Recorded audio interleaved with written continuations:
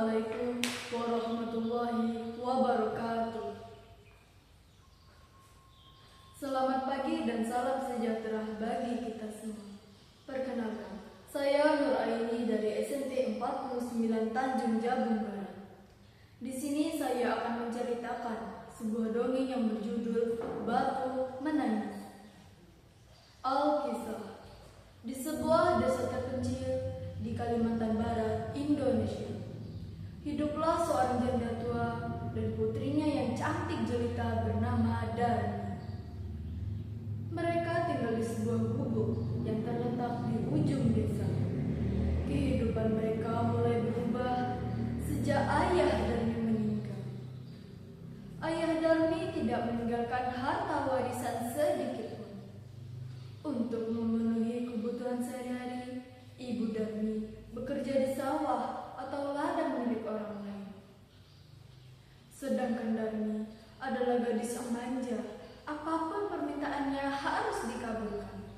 Selain manja, Darmi juga seorang pemalas. Kerjanya hanya terus bersolek dan mempercantik diri di depan cermin. Setiap sore, Darmi selalu keliling mudik di kampungnya tanpa tujuan yang jelas, kecuali untuk mempertontonkan kecantikannya sendiri. Setiap kali sang ibu meminta Darmi untuk membantunya ke sawah untuk membantu mencari nafkah, Darmi selalu menolak. "Nak, ayo ikut ibu pergi ke sawah, nak." Aku tidak mau. Sawah itu panas. Lagi pula, kulit dan kukuku akan menjadi kotor. Aku tidak mau. "Apakah kamu tidak kasihan melihat ibu, nak?" Tidak, biar ibu saja yang sudah tua pergi ke sawah. Karena tidak mungkin masih ada lelaki yang tertarik dengan wajah ibu yang sudah keriput itu. Begitulah perkataan anaknya setiap kali sang ibu meminta Darmi untuk membantunya pergi ke sawah. Akhirnya sang ibu berangkat bekerja, sedangkan Darmi tetap di gubuk, terus bersolek dan mempercantik dirinya sendiri. Setelah sang ibu pulang dari bekerja, Darmi meminta uang upah yang diperoleh ibunya dari bekerja untuk dibelikan alat kecantikan. Ibu, mana uang upahnya itu? "Jangan, nak. Uang ini digunakan untuk kebutuhan kita hari ini." Tapi ibu, daku sudah habis. Aku harus membeli yang baru.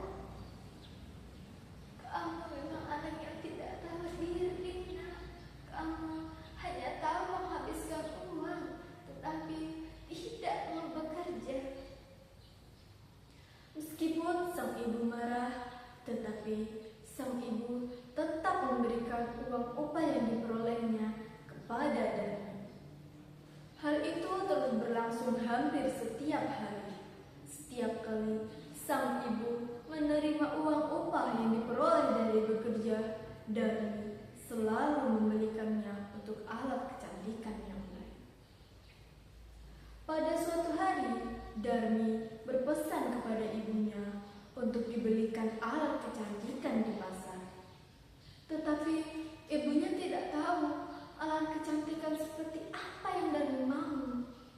Akhirnya, sang ibu meminta Darmi untuk mengikutinya pergi ke pasar. "Lah, kalau begitu, kamu ikut saja ibu pergi ke pasar, nak." Aku tidak mau ikut ibu pergi ke pasar. "Tapi, nak, ibu tidak tahu barang apa yang mau kamu beli."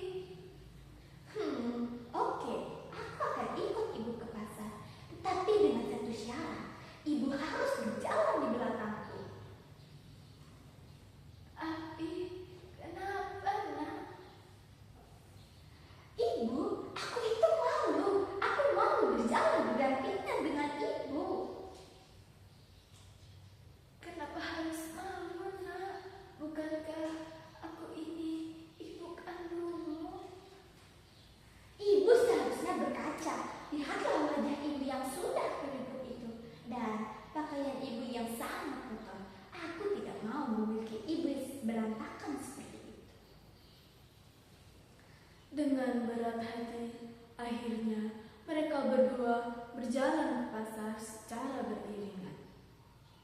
Darmi yang cantik dengan pakaian yang bagus berjalan di depan, sedangkan sang ibu yang sudah terlihat sangat tua dengan pakaian yang kotor dan penuh tambalan berjalan di belakang mengikuti Darmi.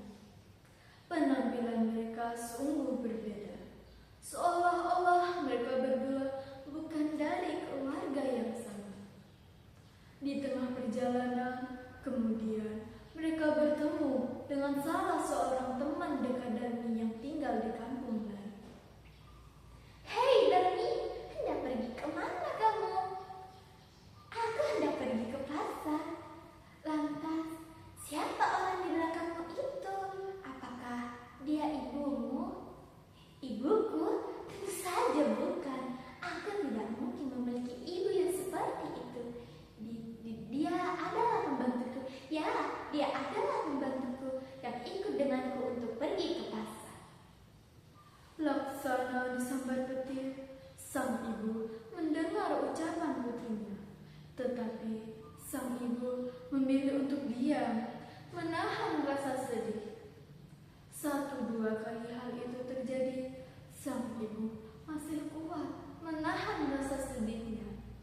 Tetapi hal itu terjadi berkali-kali selama perjalanan ke pasar. Akhirnya, sang ibu memilih untuk berhenti di tepi jalan. Melihat hal itu, Darmi keheranan dan mengamuk bertanya, Ibu, apa yang ibu lakukan?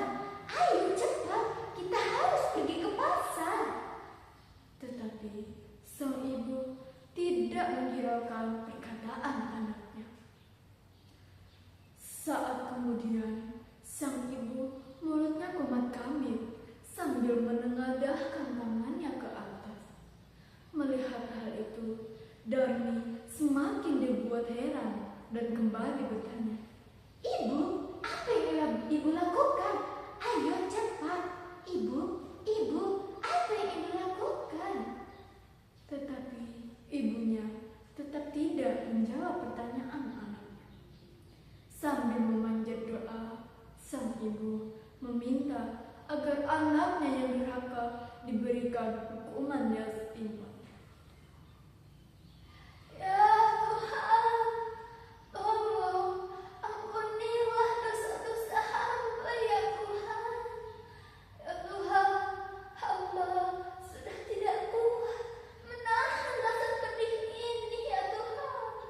Hamba mohon, tolong berikanlah hukuman yang setimpal kepada putri hamba yang durhaka ya Tuhan. Ya Tuhan, tolong kabulkanlah permintaan hamba ya Tuhan. Laksana disambar petir. Guntur bergemuruh memekakkan telinga. Perlahan-lahan kaki Darmi mulai berubah menjadi batu. Darmi mulai panik. Ibu, apa yang terjadi dengan kakiku? Kakiku mulai berubah menjadi batu, Ibu. Ibu, tolong maafkan Darmi, Ibu. Darmi berjanji tidak akan mengulanginya lagi, Ibu.